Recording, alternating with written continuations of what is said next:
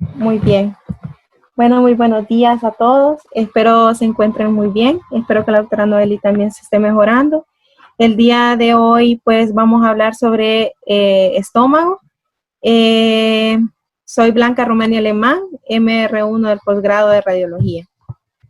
El contenido a contemplar es bastante amplio, pero vamos a tratar de tocar los temas más puntuales, más concisos sobre los siguientes incisos, que son anatomía normal y variantes y sus técnicas de examinación, muchos de los cuales ya fueron tocados por quienes expusieron intestino delgado e intestino grueso en muchos de ellos, de sus técnicas de examinación. Sobre enfermedad benigna, hablando de la congénita y de algunos adquiridos que son los divertículos. Vamos a hablar sobre gastritis en su desglose, propiamente erosiva, hemorrágica y atrófica o por factores de riesgo infecciosos o granulomatosos. Vamos a hablar sobre enfermedad péptica, gastropatía hipertrófica. Vamos a hablar sobre enfermedad maligna y su identificación por métodos convencionales. Y por último, de esófago y estómago postquirúrgico y cuál es su apariencia por tránsito gastrointestinal. Vamos a empezar con el tema número 1 que desglosé y es sobre la anatomía. La anatomía de estómago, pues yo sé que ya es de su conocimiento, pero vamos a repasar un poquito de ello. Bueno, está conectado con el esófago en su porción superior y con el duodeno en su porción inferior. Tiene dos introitos, que es en su porción proximal el esfínter gastroesofágico y en su porción distal el esfínter pilórico. Posee pliegues gástricos, tiene una mucosa específica que ya la vamos a desglosar, posee un cuerpo, una curvatura mayor, una curvatura menor, es la porción más proximal, se le llama cardias, y su porción más distal es el antro pilórico, antes de llegar pues al esfínter pilórico ya mencionado.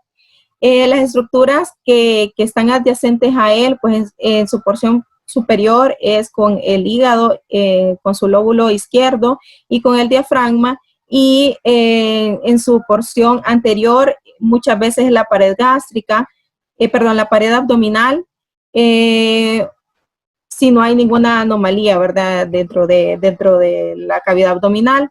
Sus relaciones posteriores es como lo ven en la imagen que se representa aquí, con el vaso, con el riñón izquierdo, con la glándula suprarrenal, con una arteria esplénica, con el páncreas, con el mesocolon transverso y con el colon transverso en su porción ya en su flexura, ya con el colon descendente.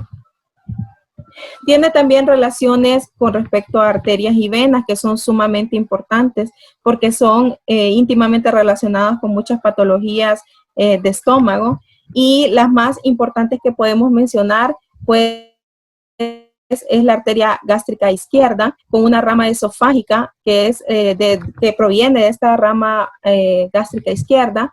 También con las arterias hepáticas, con las arterias gastroduodenales, con las arterias gastropiploicas derecha y gastropiploicas izquierda, y con las arterias cortas que vienen o que se acompañan en el ligamento gastropiploico. Las venas esofágicas tienen su drenaje hasta la vena mesentérica superior y hacia la vena esplénica. Entonces, todas ellas se acompañan con de igual nombre con las arterias. Entonces, tienen una correlación muy importante con el estómago. También es importante resaltar la estructura histológica del estómago, porque tiene mucha relación con las patologías y qué parte de estas estructuras histológicas están afectadas. Tiene una mucosa, una submucosa, una muscular y una serosa. Su mucosa pues está dividido en un epitelio superficial, en una lámina propia, y tiene una propia mucosa muscular. Y existe otra capa independiente que se llama la muscular y tiene tres capas que cumplen diferentes funciones, como la capa oblicua, que se encarga pues de extender el estómago cuando está lleno a plenitud, las capas circulares, que se encargan pues de los movimientos para la digestión, y la capa longitudinal, que también es la capa, por decirlo así, que se encarga de la protección, además del movimiento, y una capa serosa, que es la que está en comunicación con otras vísceras. Dentro de esa mucosa también hay diferentes capas que tienen diferentes funciones. Hay una célula parietal, hay células principales y hay células endocrinas que son responsables de muchas de las funciones de digestión, pero también de otras mucho, que habría que desglosarlas demasiado, de todas las funciones que tienen cada una de las células, pero es importante que tengamos esta imagen, ¿verdad? De que tiene todas estas capas, que tiene múltiples funciones y que tiene diferentes movimientos para que se pueda llevar a cabo la digestión a nivel de este órgano. Tenemos que hablar también de la anatomía radiológica, ¿verdad? ¿Cómo lo vamos a observar? Aquí pues tenemos una imagen que tiene método de contraste, en el cual podemos observar, señalado como número 1, la curvatura menor del estómago. Señalada, ahí no se podemos observar bien el número 2, pero es la curvatura mayor del estómago que correspondería a esta porción.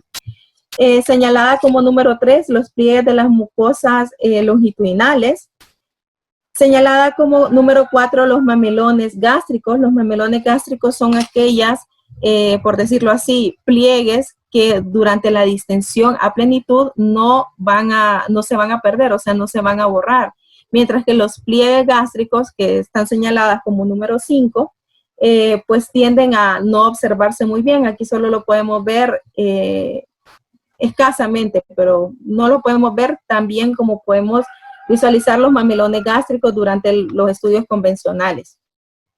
También posee una área que también es muy difícil ver en esta proyección, pues sí la podemos visualizar un poco, que es la incisura, que es la porción del estómago en donde se une la porción superior e inferior del estómago, y es importante en algunas patologías a mencionar.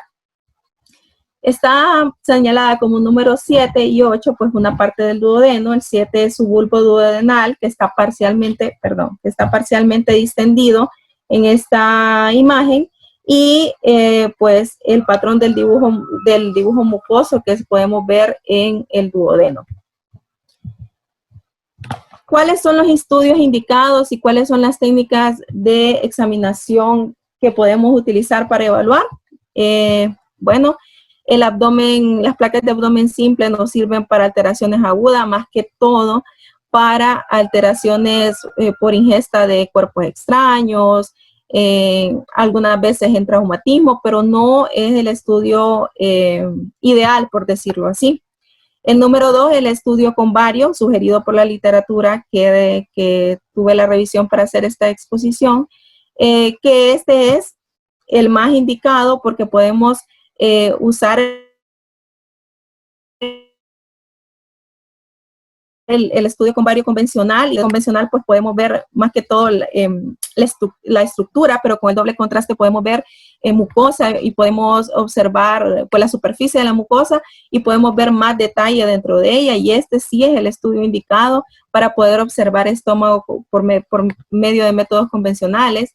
La angiografía también es útil, pero más que todo en hemorragias digestivas, cuando se sospecha una hemorragia digestiva alta en la parte del estómago, pero no es de la única manera que nos puede ayudar, no nos ayuda en otras patologías. Y pues el método de elección para el estadiaje tumoral o para ver algunas estructuras a más detalle, más que todo en tumoraciones benignas o malignas, es la tomografía. Incluso hay muchísimas revisiones bibliográficas sobre tomografía y sobre estudios con varios, son los más que tienen estudios.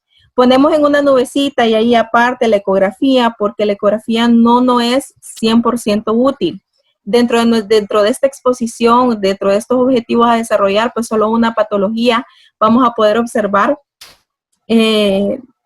pero evaluando músculo y evaluando capas musculares. No podemos evaluar muchas estructuras por la cantidad de gas que posee el estómago en su interior, que dificulta la visibilidad. Normalmente, si no está con un contenido líquido, pues es muy difícil verlo, y con contenido líquido no podemos evaluarlo adecuadamente. Entonces, la ecografía es muy poco útil en estos casos, exceptuando el tema que más adelante vamos a desarrollar. Pues, ¿de qué manera o en qué proyecciones podemos evaluar el estómago? Pues en todas las que podemos evaluar el abdomen, dependiendo qué porción queramos evaluar. Y más que todo esto es con estudios varitados o con medio de contraste. Y todas estas pues las utilizamos por medio de la fluoroscopía para poder observar. Cada una o en qué tiempo lo vamos a ver, lo vamos a ir desglosando poco a poco. No vamos a ahondar ahorita en esto, pero sí tomar en cuenta que todas las proyecciones no son útiles para evaluarlo. En una rayos X simple de abdomen, pues es complicado ver el estómago. Puse la diapositiva o puse la gráfica o la placa de rayos X para que podamos observar que es dificultoso ver. Podemos ver la estructura del riñón izquierdo, podemos ver los psoas, el riñón derecho, podemos evaluar algunos vasos calcificados, pero no podemos evaluar el estómago por sí en una placa de rayos X, sin medio de contraste. Lo que podemos evaluar es, por ejemplo, la ingesta, como les decía, de cuerpos extraños, pero no más que eso. Ahora, en la angiografía podemos evaluar los vasos que están anexos y los vasos que están propiamente en el estómago. Y algunos de ellos que podemos evaluar, y los más importantes voy a señalar porque aquí hay muchos vasos que podemos observar, es por ejemplo el que está señalado como número 4, que es la arteria gástrica izquierda, como número 5, la arteria hepática común, la número 6, que está señalada según la bibliografía como la propiamente dicha hepática, la arteria hepática propiamente dicha, la 7, que está señalada como la arteria hepática izquierda, la 8 como arteria hepática derecha. Nos vamos un poquito hacia atrás, la 3, que es la arteria esplénica, la podemos observar aquí. Es importante también visualizar que tenemos un catéter que está señalado como número 1, que no hay que confundirlo con una estructura arterial. Y como número 8 tenemos señalada la arteria gástrica derecha, y como número 9 la arteria gástrica izquierda. Aquí arribita, la arteria gástrica izquierda. Eso es lo importante de visualizar en una angiografía. Como les mencionaba, es más que todo útil cuando sospechamos que hay una hemorragia digestiva alta, que no es el método de elección. El método de elección es una endoscopía. Ahora sí vamos a ahondar en las patologías, ya sean benignas o malignas, propiamente dichas. Y vamos a iniciar con las enfermedades benignas congénitas o las adquiridas, como los divertículos o los pólipos. Antes de glosar pues estas patologías, cabe resaltar que el 75% de las patologías congénitas las podemos visualizar en la pared posterior del fondo gástrico. Estas patologías suelen ser asintomáticas o tienen una sintomatología vaga, como dolor, náuseas, disfagia. Más que todo son síntomas muy leves. Casi siempre son hallazgos incidentales, porque no por esta sintomatología van a pedir un estudio contrastado, sino que son hallazgos incidentales. Suelen tener complicaciones, que también es una de los criterios por los que pueden mandarlo a hacer, y sus complicaciones, dentro de lo poco frecuente, las que más encontramos es las úlceras, que pueden llegarse a ulcerar, pero que ya tengan otra patología de base. Pueden perforarse también, que esto suele ser lo más común. Pueden tener una torsión, porque sí puede suceder, porque son áreas sésiles que están dentro de la pared gástrica, y pueden presentar hemorragias. Ahora vamos a visualizar. Por ejemplo, este es un divertículo en el límite entre el estómago y el esófago. Entonces mandaron a hacer, porque visualizaban esta estructura, según la bibliografía lo visualizaban, querían saber de qué estructura provenía y el diagnóstico diferencial entre los divertículos del esófago, y este resultó ser un divertículo de esófago en la porción distal, pero que se sospechaba que podía ser de la porción gástrica. Ahora aquí sí podemos visualizar una propiamente dicha de la pared gástrica, que muestra 3 divertículos en el fondo del estómago y sin signos de complicación. ¿Qué es lo importante de reportar en estos estudios? Eso, si tienen signos de complicación o no, y si observamos pues la estructura y cuántas visualizamos. Este es un caso sumamente raro porque si es difícil visualizar uno, pues estos múltiples es un poquito más complicado, pero sí este es un registro de caso de haber podido observar pues estas 3 divertículos. Cabe resaltar lo que ya Jorge lo había dicho en su exposición sobre intestino delgado, que las patologías de estómago o de cualquier porción del tracto digestivo puede verse como pedículos, o sea, que se proyectan hacia la luz de la cavidad abdominal.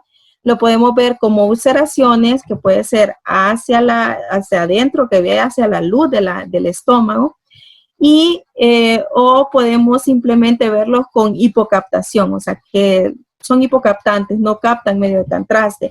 Y en los divertículos es bien difícil, pues, saber en qué momento van a captar, si van a captar o no van a captar, pero sí la bibliografía lo refiere que se pueden visualizar mucho, mucho mejor su detalle cuando no captan tanto medio de contraste, pero podemos ver más su forma cuando lo captan. Entonces, eso no es algo que se puede controlar dentro del estudio, pero que es importante siempre reportarlo.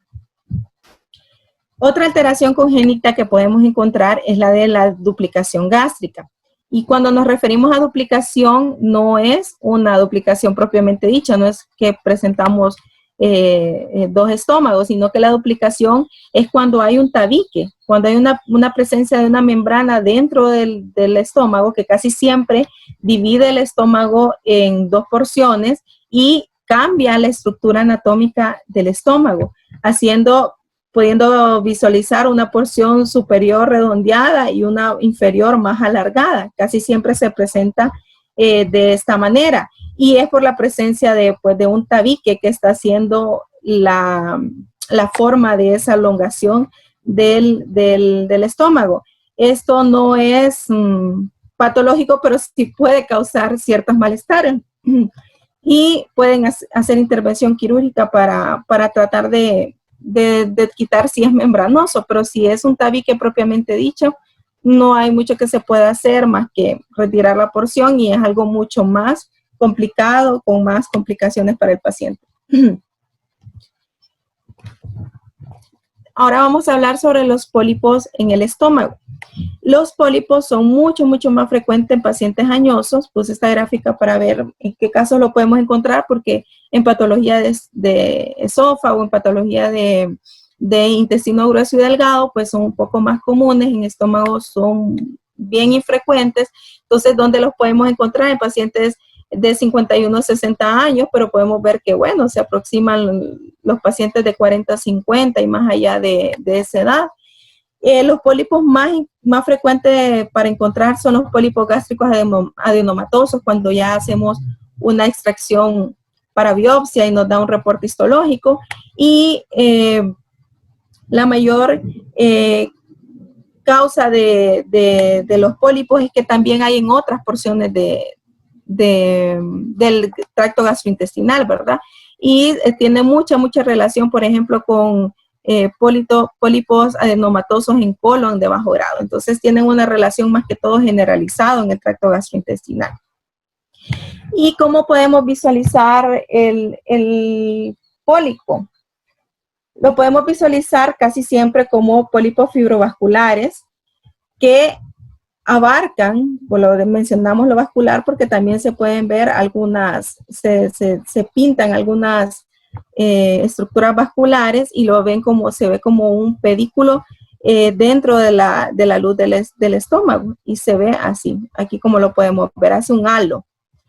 Y es pediculado, pero como lo dice propiamente dicha la palabra, ¿verdad? La patología, que viene de la estructura gástrica descrita. También hay otras anomalías congénitas que es más que todo de alteraciones del movimiento dentro de cómo el estómago hace sus movimientos con los músculos, como tiene sus 3 capas, y qué es lo que pasa en el estómago, en el cascada. Lo que pasa es que el segmento superior del estómago se sitúa posterior e inferior al cuerpo gástrico, porque se rellena esta porción superior primero haciendo un rebosamiento. Y al llenarse primero ese fondo, porque lo que principalmente se llena es el fondo, se ocupa enteramente y el contraste hace que haya esa apariencia de estómago en cascada, que se visualiza muchísimo en pacientes obesos. Creo que es bien común de ver esta alteración y es más que todo por la presión que hace el tejido adiposo dentro de la pared abdominal que impide que se hagan los movimientos gástricos adecuadamente. Y aquí lo podemos ver como lo podemos ver en una visualización posterior anterior y en una lateral derecha. Como podemos ver esa elongación y ese llenado más que todo en el fondo gástrico que hace que se oblique. Pueden haber compresiones extrínsecas del estómago provocados por los órganos adyacentes que habíamos descrito cuando vimos la anatomía. Por ejemplo, en las 1A y 1B que se ven en la gráfica que muestro actualmente, según la literatura se muestra más que todo esa forma en el estómago cuando hay una hepatomegalia, que hace que el estómago tenga una desviación de su eje normal. En la 2A y 2B dice que puede ser una hepatomegalia, pero también relacionado con alteraciones pancreáticas o aneurismas en la aorta. Y en la que podemos ver en la 3A y 3B, dice que son relacionados más que todo con tumoraciones en la cabeza del páncreas o estructuras en la cavidad abdominal del hipogastrio. Ahora vamos a hablar de gastritis.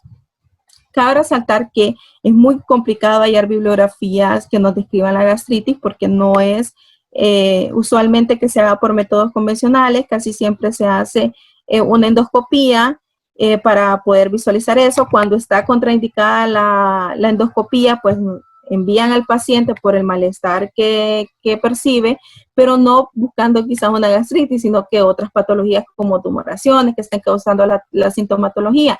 Pero sí es importante que repasemos este tema porque podemos llegar a ayudar al paciente siendo muy minuciosos, porque no es fácil en muchas ocasiones ver una gastritis por método convencional. La gastritis la podemos dividir según su presentación, y esto es bien importante para el radiólogo, porque si su presentación es aguda, vamos a ser mucho más detallados en buscar signos agudos de la patología. La parte crónica ya es un poquito más, se puede visualizar, y en las enfermedades granulomatosas son un poquito más marcados los signos aún.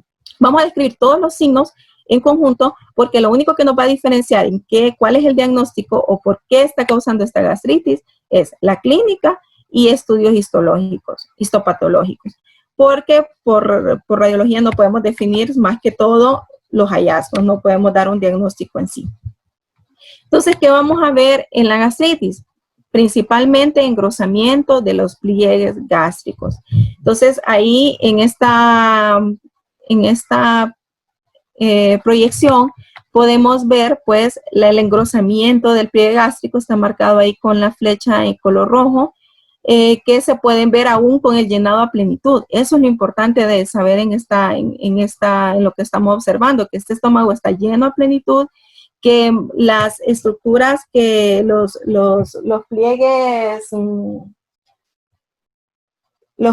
que les había, los mamelones, que les había mencionado, que están más que todo en la porción superior. En la porción inferior es muy raro encontrar mamelones que se puedan ver todavía durante estudios contrastados, pero en este caso, miren, podemos observar pues el trayecto de este pliegue gástrico. Hay otra en la que podemos visualizarlo mejor, que ahí les muestro la dinámica de que se distiende el estómago, hay un borramiento de esos pliegues, y aún con el estómago bien dilatado, podemos observar los pliegues gástricos en la porción distal, ya en su porción casi en el esfínter pilórico. Entonces se pueden ver muy marcados los pliegues, y estos son indicativos de gastritis, ese engrosamiento.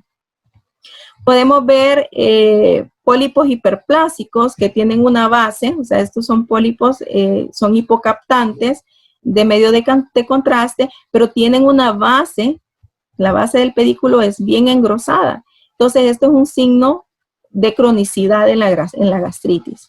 Esos pólipos hiperplásicos que muestran este halo de engrosamiento en la ingesta del medio de contraste, al paso del medio de contraste, por esta estructura.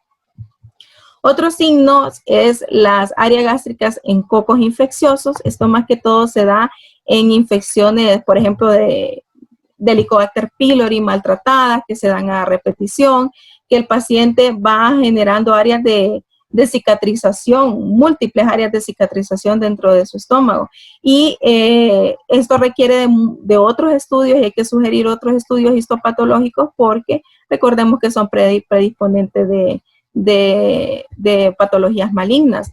Entonces, esto es lo que causa en el estómago esas enfermedades a repetición de modo infeccioso. ¿Qué otros signos podemos visualizar? Pues la gastritis erosiva, que cuando pasamos ya de que esto sea algo más agudo, lo que estamos viendo aquí, las infecciones en cocos, la gastritis erosiva ya es una etapa un poquito más aguda a la previa que habíamos observado. ¿Y qué es lo que vemos? Un halo edematoso con que está mucho más separado de su depresión central. Son parcialmente hipocaptantes porque su depresión central sí capta medio de contraste, pero el halo edematoso no lo permite. Entonces forman esa estructura circular que podemos visualizar en este tránsito intestinal. Entonces podemos decir que es una gastritis erosiva. Otro signo que podemos ver es la gastritis lineales. Esta más que todo es cuando ya es indicativo de que pudiéramos llegar a tener ya una patología maligna avanzada, más que todo cuando hay un cáncer que provoca linitis gástrica, porque se pierde totalmente la morfología, esa área de cicatrización hace que sea hipocaptante en toda su longitud, y que se vean solo esas líneas que están marcadas, esas líneas leves que todavía se muestran engrosadas, pero ese engrosamiento es por el área de cicatrización que ha generado el tipo de tumoración que tiene el paciente y la afectación. Vamos a hablar ahora de la úlcera péptica. Vimos muchos signos ya de la gastritis que nos orientaban ya que iba a una ulceración péptica. Y vamos a ver la semiología de una úlcera ya propiamente dicha, desarrollada y que se ve pediculada. Entonces, en esta diapositiva lo que podemos ver es en el número 1, una línea de Hampton, el nicho que está señalado con una N, que tiene una línea radiotransparente. Ahí lo podemos observar con las flechas, que lo separa del propio estómago. Estas líneas pues son consideradas de una buena indicación de benignidad de la úlcera todavía, aunque como les digo, por métodos convencionales solo podemos dar una orientación. Y en la imagen señalada como número 2, lo que podemos ver y lo que está señalado es el collarete ulceroso. Podemos ver el nicho que se encuentra separado del cuerpo gástrico por esa área radiotransparente que es más ancha, y ese es uno de los signos de úlcera péptica. Podemos también observar en esta, pues, un nicho en colina, en la que está señalada como 3, y es la presencia de un edema importante que hace el nicho. Este está separado del resto del estómago, como la estructura que vimos anteriormente, por una amplia franja que lo eleva. Es ahí donde podemos ver las flechas que no están coloreadas. En este caso coinciden además con la existencia de niveles hidroaéreos, que es la flecha pigmentada que tenemos ahí. Y pues en la parte superior de la úlcera tenemos un indicativo de algo como invasivo. Eso es lo que podemos ir observando y lo que dice la bibliografía. En la imagen que tenemos señalada como 4, podemos ver ya desde otra proyección pues el nicho y toda el área de cicatrización circundante que hay de manera irregular, y esto pues ya nos hacen signos de una úlcera que nos indica malignidad. En las úlceras agudas es importante resaltar que tenemos la línea de Hampton visible, ¿verdad? Y también tenemos esas impresiones digitiformes que son alargadas, que tienen un realce de su periferia en cada una de ellas, y nos indican una úlcera aguda, o sea, algo que está recientemente pasando. Podemos preguntarnos por qué, porque todavía no hay áreas de cicatrización moderadas o extensas que nos hablen de que estas úlceras ya tienen un tiempo ahí, sino que se ven áreas más que todo del halo edematoso que está generando pues esa hipocaptación del medio de contraste. En las úlceras subagudas podemos observar pues un área de cicatrización pequeña, no tan extensa, y podemos observar pequeñas líneas que se dirigen hacia la lesión. En las úlceras crónicas, está señalada ahí por la flecha que no está pigmentada, que no está coloreada, y podemos ver que ahí fue el nicho, por decirlo así, de la ulceración, y vemos todas esas áreas de cicatrización que se señalan por las puntas de las flechas, que es bastante extensa. Podemos verla, todo esto extensa, irregular, y ahí estamos hablando de una úlcera que cicatrizó y que tuvo bastante tiempo expuesta, por decirlo así, sin ninguna mejoría. Ahora vamos a hablar sobre la gastropatía hipertrófica, y propiamente vamos a hablar de la estenosis hipertrófica del píloro. Esta es la única de las patologías, como habíamos mencionado al inicio, esta es la única que podemos ver que su método de diagnóstico ideal es la ecografía.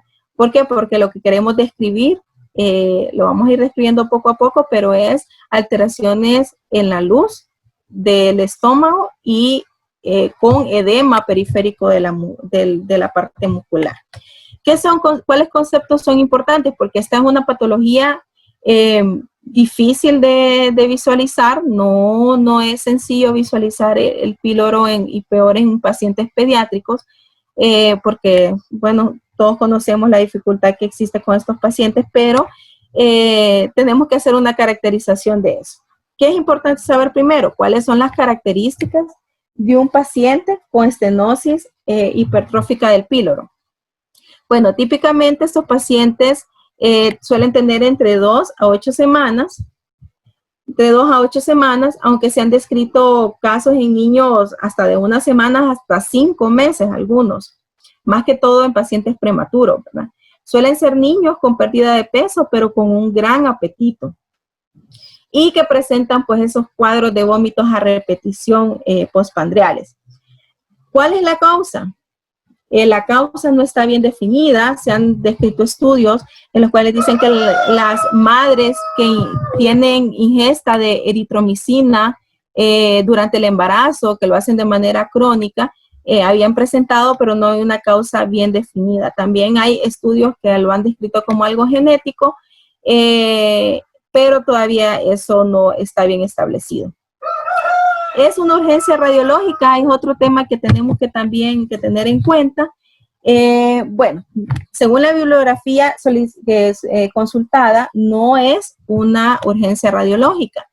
Primero, el paciente tiene que ser estabilizado, porque son pacientes que por lo general vienen con alteraciones hidroelectrolíticas, además con cierto grado de desnutrición, y tienen que ser estabilizados primero. Después se hace el estudio radiológico y después, si el estudio radiológico indica alguna alteración, pues los cirujanos decidirán si va a ser se va a hacer una intervención quirúrgica. Ahora, los otros 3 puntos a desarrollar, que es la técnica de imagen adecuada, la anatomía normal y qué debemos buscar en la ecografía con alteración, pues lo vamos a ir describiendo a continuación. Esto solo es para recordarnos un poquito la anatomía y decir que esta patología pues la encontramos en esta porción que es en el píloro y está muy relacionado no solo con el esfínter propiamente dicho, sino que también con el antro pilórico. Me gustó mucho la bibliografía consultada que para hacernos un recordatorio de la anatomía normal del esfínter pilórico nos lo mencionaba así como píloro y acordarnos del 3.1416.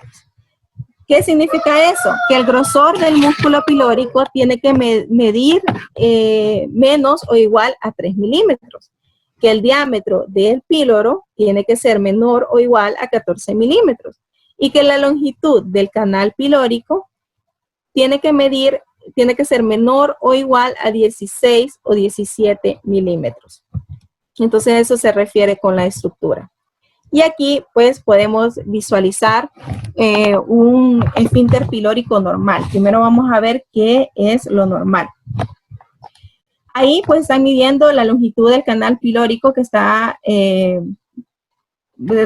señalada pues en la imagen como número 1 y tiene una longitud de 13 milímetros. El grosor de la muscular, que está señalado ahí como el número 2, mide 2.4 milímetros. Y en la imagen C podemos verlo como se ve en un tránsito, intestinal.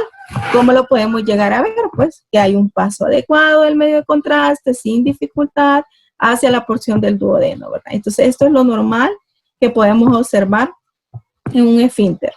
Ahora vamos a hablar de lo anormal y está 2 esquemas que vamos a hacer en un corte, un esquema axial y un corte longitudinal y va a haber un esquema de corte longitudinal y qué es lo que tenemos que, cómo nos tenemos que ubicar.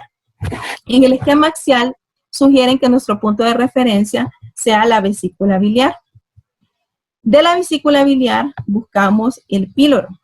Y ahí es donde pues, vamos a poder observar esta imagen, como está representado gráficamente ahí. Ya vamos a ver un ultrasonido que lo vamos a poder comparar, en el cual la muscular la vamos a encontrar hipointensa. Vamos a encontrar hipoecogénica. Y la luz de la mucosa la podemos encontrar hiperecogénica. La serosa es muy poco visible, pero en algunos casos podemos verla hiperecogénica también. Y vamos a ver pues los vasos, el resto no lo podemos diferenciar más a detalle, pero sí las estructuras adyacentes, ¿verdad? Un estómago tal vez podemos llevarlo a visualizar si está lleno de contenido alimenticio o de contenido líquido. Y podemos observar la vena cava inferior, la aorta y en algunas ocasiones el cuerpo vertebral. Ahora sí lo vamos a ver.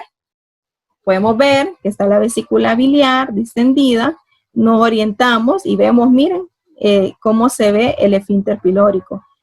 Sumamente aumentado de tamaño, engrosado.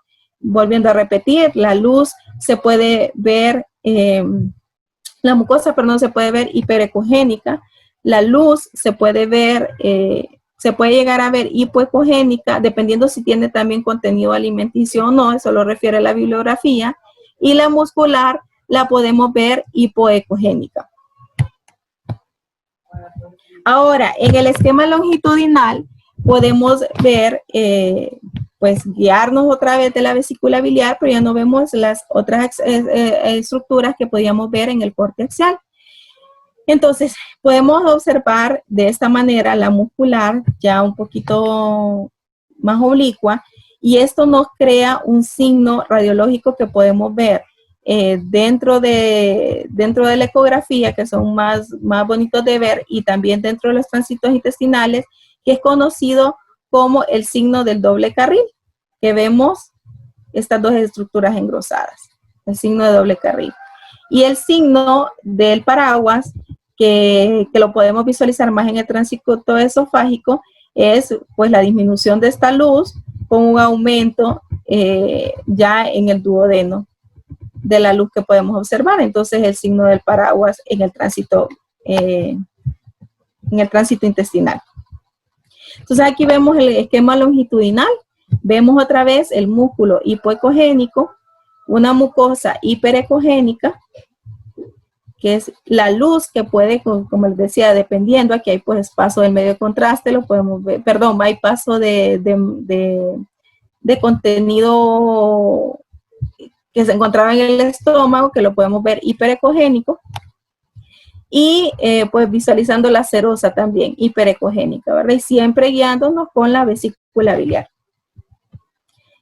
Aquí podemos ver ambos signos que les mencionaba, el signo del doble carril, aquí, y el signo de paraguas, que les decía yo que se miraba mejor en los tránsitos gastrointestinales, ¿verdad? Pero aquí también lo podemos ver en la ecografía. Y esos son los dos signos radiológicos de una estenosis. Aquí tenemos el caso de un niño de un mes de nacido, en el cual se sospechaba la patología.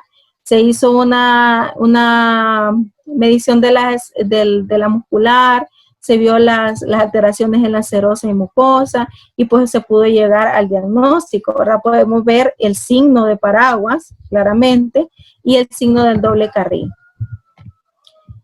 Y algo bonito de mencionar también, y pongo aquí el apartado tiempo. Muchas veces los pacientitos presentan alteraciones en las primeras semanas de vida, pero podemos encontrar una ecografía normal, sin alteración. Entonces, el tiempo sugerido para estar repitiendo, si la sintomatología persiste y si el clínico sugiere que la ecografía sigue siendo el método que él quiere emplear como diagnóstico, pues que se haga entre los 10 a 15 días posteriores del primer ultrasonido realizado y si la sintomatología ha empeorado. Y pues miren, este es un caso clínico de un niño de 3 semanas de nacido que se le realizó el ultrasonido 12 días después exactamente, y pues ya pudimos encontrar los signos ecográficos de una estenosis hipertrófica del píloro. Ahora vamos a hablar sobre enfermedad maligna. Entonces, vamos a hablar ahora de enfermedad maligna. Es un tema que vamos a tocar un poco rápido porque, perdón, los adenocarcinomas, los linfomas, los estromas, los carcinoides y las metástasis pueden ser desglosadas más que todo por histopatología o por tomografía, más a detalle. ¿Qué podemos hacer nosotros por métodos convencionales? Pues decir si hay una sospecha de enfermedad maligna o no, y se hace generalizado, porque hay cierta manera de visualizar estas estructuras. Hay que recordar que las tumoraciones pueden llegar a ser benignas, volver a hacer un recordatorio. Pueden ser benignas porque se pueden presentar, ya lo vamos a ver más adelante, estas zonas de malignización pueden simular patologías benignas muchas veces en sus estadios iniciales. Entonces siempre tener en cuenta que lo que nos orienta es que debemos hacer otros estudios diagnósticos. ¿Cómo podemos hacer esa clasificación? Y primero es importante pues ir viéndolos uno a uno. Podemos encontrar un cáncer gástrico con una proyección tipo 1, un pólipo tipo 1, así lo llaman, que es una estructura polipoide de la mucosa que está, eso sí, muy irregular, muy irregular. cosa que no podemos ver también por los métodos convencionales, pero sí puede ser orientativo. Entonces, recordemos esa estructura pediculada. Por ejemplo, este es un paciente que resultó tener un adenocarcinoma en su etapa inicial, pues presentándose como una estructura polipoide. Entonces, siempre tener en cuenta hacer más estudios cuando encontremos estas estructuras así, delimitadas con este halo y con este engrosamiento de los pliegues gástricos. El tipo 2A, tipo 2B y tipo 2C se refieren de estructuras levemente ulceradas o moderadamente ulceradas. ¿Cuál es la característica? Por ejemplo, el tipo 2A tiene este relieve irregular y tiene áreas ulceradas, pero son pequeñas áreas ulceradas y están más descritos como múltiples pólipos. El tipo 2B es una elevación, pero una elevación de tipo lineal, no tan ulcerada, no tan deprimido, sino que es una depresión, por decirlo así, uniforme, es de manera lineal. Y la ulceración de este tipo, tipo C, 2C, es que tiene la depresión, pero tiene también áreas en su porción medial y lateral con elevación, con cierta elevación, como colinas. Así lo refiere la literatura. Y así lo podemos observar. Son áreas hipocaptantes con un halo irregular. Entonces podemos confundirlo con una ulceración, pero la ulceración tiende a ser un poquito más uniforme y esta se presenta de manera irregular por los métodos convencionales, hipocaptante de medio de contraste. Ahora podemos ver que también podemos encontrarlos con áreas de cicatrización que son levemente captantes y con áreas hipocaptantes en su alrededor. Esto es importante detallarlo porque, miren, lo podemos confundir con los signos de gastritis crónica o con los signos de ulceraciones. Entonces, siempre tener en cuenta de que puede tratarse de una patología maligna y hacer un poco de estudios más a profundidad con el paciente. El tipo 3 es ya una úlcera propiamente dicha, con todas sus características, que es una depresión de la mucosa mayor a 4 milímetros, y esto no es sugestivo de un tipo 3. Estas patologías pueden presentarse de dos formas. Habíamos descrito antes esta pérdida de la estructura del estómago como las linitis plástica, ¿verdad? En el estómago. Son áreas que quedaron tan cicatrizadas que no permiten distensibilidad del estómago, no hay captación del medio de contraste, pero también esta es una etapa ya tardía, pero pues también lo podemos encontrar como una área de ulceración con el halo, miren, con el halo que ya habíamos descrito, y esto es también la característica que no es tan delimitado, sino que es más irregular que una úlcera sin signos de malignidad. Hablemos de metástasis. Pues la metástasis, la técnica o el método indicado de diagnóstico, pues es el ultrasonido. Pero dependiendo también a qué áreas tiene metástasis. Si te hablamos de metástasis a distancia, pues es la tomografía el indicado. Si hablamos de que estamos pensando en metástasis a nivel de los ganglios linfáticos, pues podemos hacer un ultrasonido. Pueden haber metástasis a ganglios linfáticos a distancia también, que pueden ser a nivel cervical. Entonces, el estómago da múltiples áreas de metástasis, pero ¿qué podemos definir, por ejemplo, de los ganglios? Que los ganglios tienen ciertos criterios de sospecha. Por ejemplo, los que son mayores a 1 centímetro en su eje corto son sospechosos en cuello, según la literatura. También que en cualquier ganglio que encontremos en cualquier área de metástasis, que puede haber una pérdida de morfología, que se vuelve un poquito más redondeado e irregular, no tan ovalado como lo podemos ver en un ganglio no patológico. Hay pérdida pues del hilio graso, aquí podemos observar, no hay hilio graso, aquí pues podemos observar uno benigno. Hay un engrosamiento de la corteza, se puede ver más un halo hiperecogénico. Hay bordes irregulares, en este de aquí podemos observar pues esos bordes irregulares.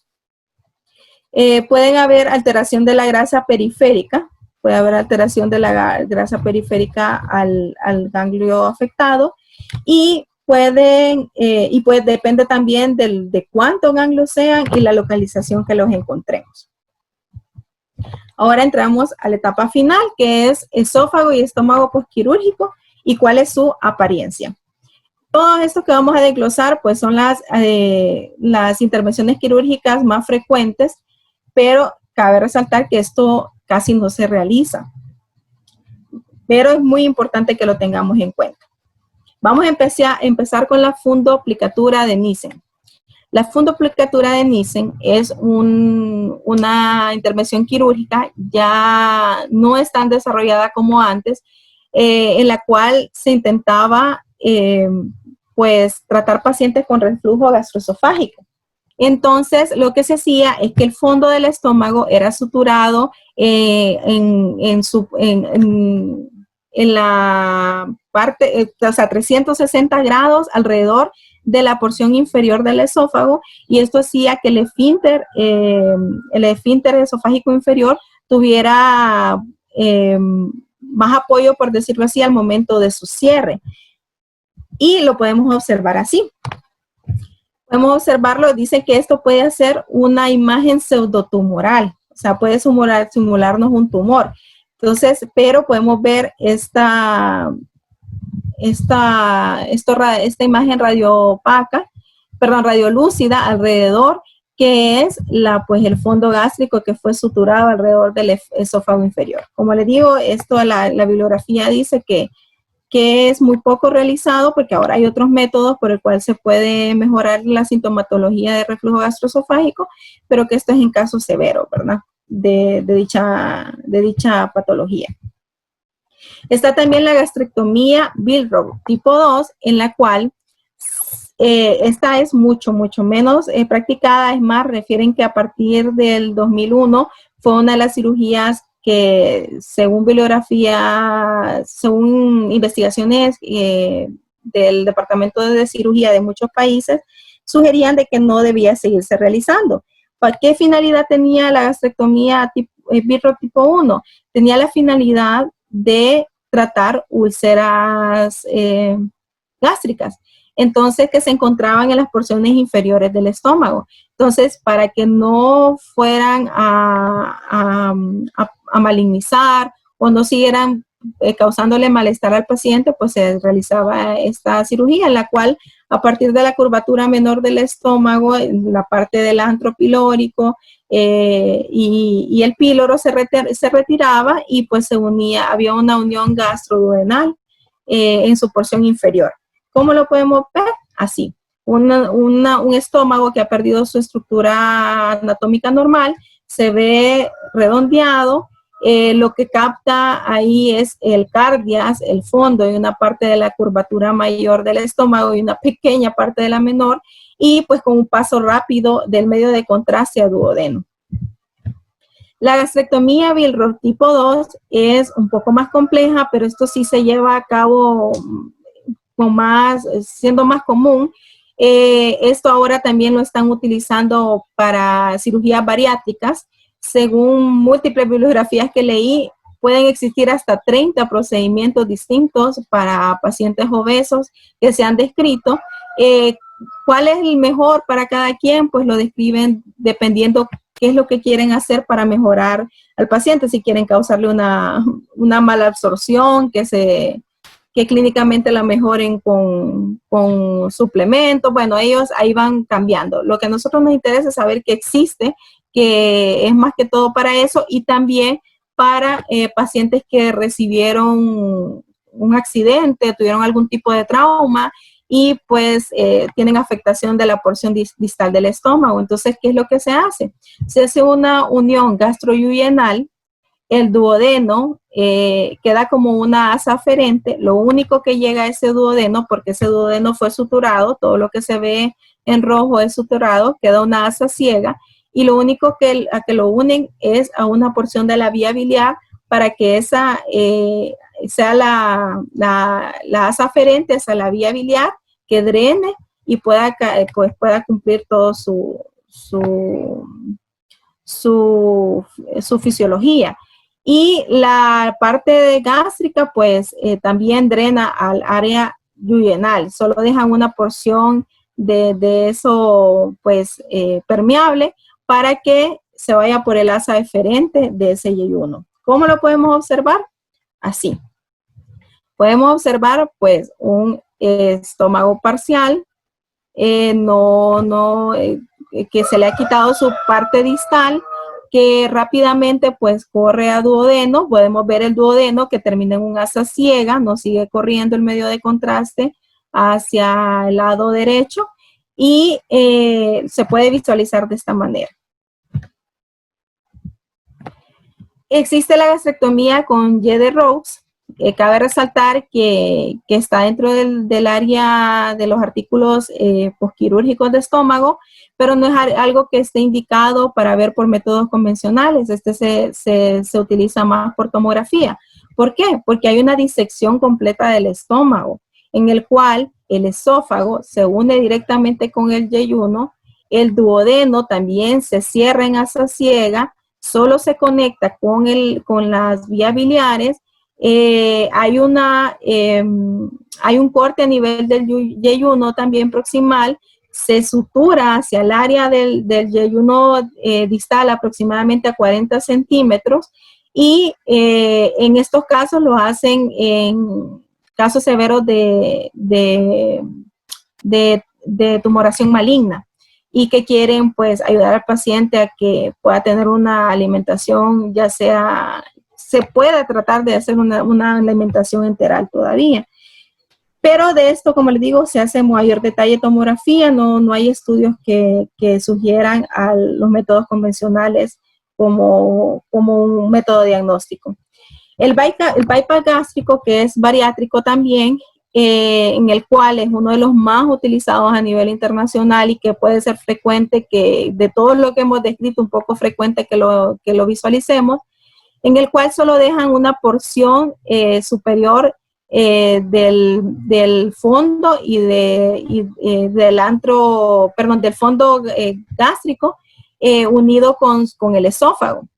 Esa porción después la disecan de la porción distal del estómago, la suturan hacia yeyuno, queda una unión gastroduodenal, y la capacidad gástrica que usualmente quieren dejar en estos pacientes es de 100 ml de medio de contraste.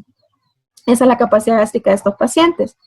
El asa distal del duodeno también es disecada, se cierra en ciego y se une a una unión yeyuno-yeyunal. Y la parte de la vía biliares cae en esa asa ciega, ¿verdad? Y se conecta por parte de la conexión distal. ¿Cómo se ve? Eso es lo que podemos ver, ¿verdad? Hay una separación de las asas distales, se une la porción superior y ese es el bypass gástrico. ¿Cómo lo podemos ver nosotros en métodos convencionales? Pues esa pequeña porción que queda del estómago con una capacidad, como les repito, de aproximadamente 100 ml. Hay una conexión gastroyeyunal.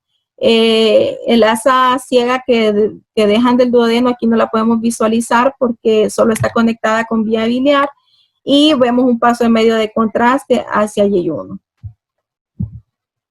La tubalización gástrica es otra de los que se usan de manera bariátrica.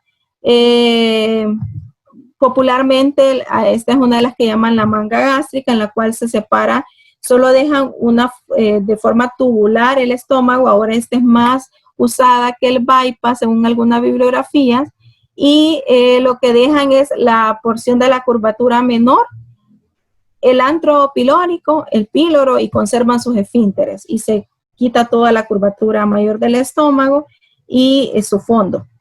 ¿Cómo lo podemos visualizar? Pues es un estómago elongado, en lo cual solo podemos ver su porción superior, el antro pilórico, y que pasa directamente a duodenos, perdón, quitando pues toda la parte de la curvatura mayor del estómago.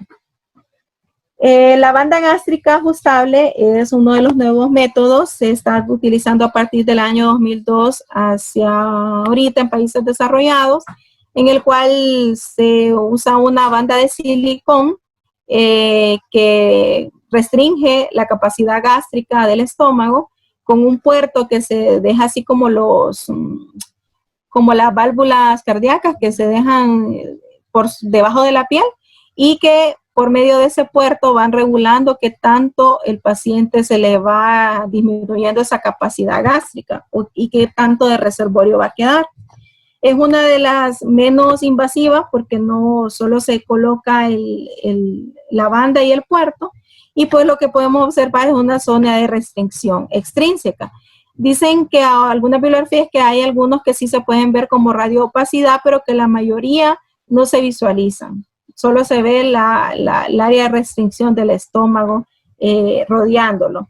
Y lo que sí podemos visualizar, pues, es el tubo de la parte del catéter que va hacia el puerto externo que tiene el paciente. Y bueno, esta fue la bibliografía utilizada. Como eran temas tan diferentes, tan amplios, algunos más comunes que otros, fueron varias. Y bueno, gracias.